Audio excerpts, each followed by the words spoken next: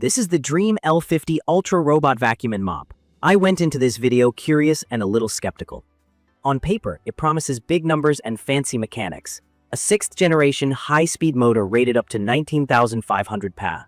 A HyperStream Detangling DuoBrush with 2 counter-rotating rollers to fight hair wraps, and a docking station that hot washes and dries the mop pads while auto-emptying the dustbin. Those are bold claims. In my opinion, what matters is whether it actually reduces daily chores without constant babysitting, and whether the software is smart enough to match the hardware. Key features that stand out to me start with the cleaning system.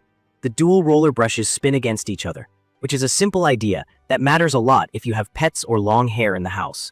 Instead of feeding strands into a single brush where they knot up, the rollers push and pull debris in a way that resists tangling and keeps suction high. Pair that with the 19,500 PA motor, and you get aggressive pickup on carpets and strong pull from floor gaps. If PA sounds abstract, think of it as a pressure rating for how hard the vacuum can pull air. Higher usually means better pickup, but the brush design and sealing matter just as much. From my experience with other flagship robot vacuums, when dual rollers are tuned well, they outperform single brushes on deep carpet cleaning and hair, and that's the story here. Mopping is handled by dual spinning pads that scrub rather than just dragging a damp cloth. There's a trick called MopExtend, also referred to as robo-swing, where one pad mechanically shifts outward to wipe the edge of baseboards and reach into corners a fixed pad can't reach. It can even twist to push into tight recesses under cabinet lips. On sealed hard floors, rotary pads plus steady pressure are what lift grime instead of smearing it around. And when the robot is done, the dock uses hot water around 75 degrees Celsius to wash the pads, then dries them with warm air so they don't smell musty. That dock also empties the robot's dust into a bag rated for up to around 100 days. Refills the robot's small water tank from a larger clean tank, and even meters proprietary cleaning solution when you enable it. Navigation is a mix of LiDAR on top for fast mapping and front sensors for object detection. 3D structured light, an RGB camera, and a small LED to help in darker areas. LiDAR is basically a spinning laser that measures room shapes quickly and accurately. Structured light projects a pattern and watches how it bends to estimate object depth. In plain terms, the robot knows where walls are and also recognizes common floor hazards like cables, socks, shoes, and pet toys. The company rates it for over 180 obstacle types. There's also a helpful twist with carpets. Ultrasonic carpet detection lets the robot raise the mops about 10.5 millimeters when crossing low-pile rugs, or you can remove the mop pads entirely and run vacuum only if you've got thick or delicate carpet. One feature I didn't expect to like as much as I do is the ProLeap system. The robot can lift itself on little retractable legs to step over thresholds and sliding door tracks up to about 6 centimeters, 2.36 inches, with the climbing mat, and single vertical steps up to roughly 4.2 centimeters. If your home has chunky transitions that stop most robots, this is a big deal. It also means fewer no-go zones just to keep the robot from beaching itself on a lip. The app side is a mixed bag. You get room maps, zone cleaning, no-go lines, multi-floor support, and customized carpet behavior. You can choose avoid carpet, lift mops, remove mops, clean carpets twice, or suction boost when it senses carpet. Those are practical options if you care about keeping rugs dry, or you want a deeper pass where crumbs are common. In my opinion, the everything just works part comes down to software judgment, and this is where reports are split. Independent tests and user feedback praise the obstacle recognition and pathing most of the time.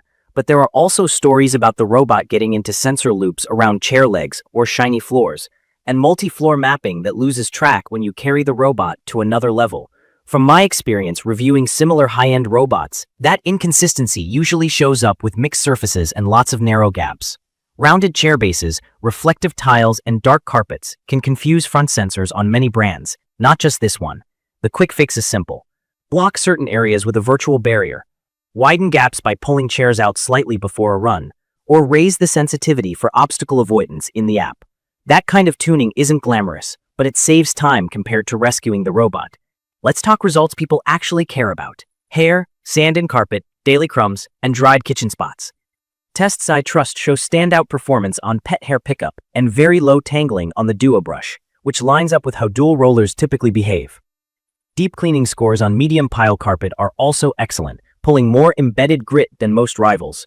Hard floors look tidy in a single pass, and the extendable side brush part of the dual flex arm setup, helps pull debris from edges instead of flinging it away. For mopping, rotary pads plus the dock's hot wash make routine maintenance feel hands-off. If you often battle dry tea, coffee, or sauce, you'll want to bump the water level up in the app. On the lowest water setting, several testers noted it underperforms on baked-on spots. A simple routine works best. Vacuum first to lift grit, then mop with more water and a slow pass. Battery life is advertised up to around 180 minutes, and the pack is big at 6,400 milliamp hours. Even so, some measurements show it covering a bit less area per charge than competitors. Fast charge and recharge and resume mitigate that. And for most homes, it'll still finish in one go, but it's worth knowing if you have a sprawling floor plan. A few housekeeping notes. The dock is powerful, and powerful docks make noise when they empty dust and blow warm air to dry pads. Expect a short loud burst during auto empty and a noticeable hum during drying. The cleaning solution is proprietary, which adds cost and a little ecosystem lock-in. The base station is large, roughly 18 by 13 by 23 inches give or take, and around 9 kilograms. Measure your space before you commit. The robot itself sits under 4.5 inches in height depending on the sensor turret, so it clears most furniture but not all. If you have super low sofas, check the clearance. In my opinion, the L50 Ultra's identity is hardware first. The DuoBrush fights hair, the MopExtend reaches edges, the ProLeap legs climb thresholds, and the dock removes the gross parts of maintenance by washing with hot water and drying. That combination attacks practical pain points other robots leave to you. The brain side is good, but not flawless. Smart modes like Clean Genius can run too gently. Manual settings with max suction and higher mop water often deliver better results. Multi-floor mapping is workable, yet some users report it can be finicky when the robot is moved between levels.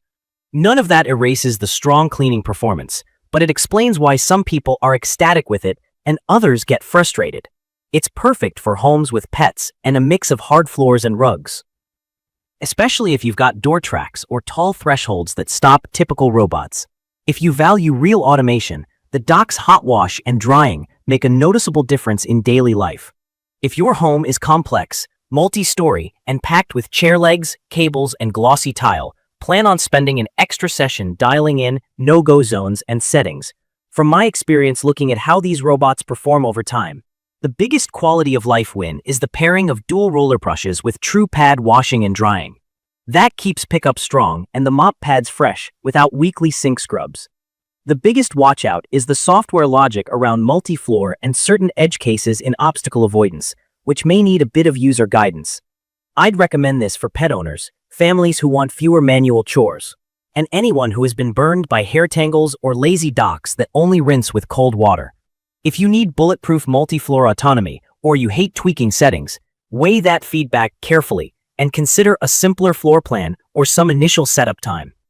In conclusion, the Dreame L50 Ultra leans on serious mechanical engineering and a feature-rich dock to deliver strong day-to-day cleaning with minimal upkeep. The suction and DuoBrush tackle carpets and hair like a champ. MopExtend and the extendable side brush clean edges better than average. And the hot wash, hot dry dock is the kind of convenience that sticks. The software is capable, but not perfect, and the best results come when you turn off overly gentle modes and set your own combination of suction, pad pressure, and water.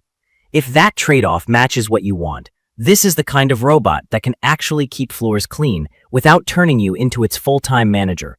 You can find detailed information about the Dreame L50 Ultra robot vacuum and mop in the comments section. See you in the next video.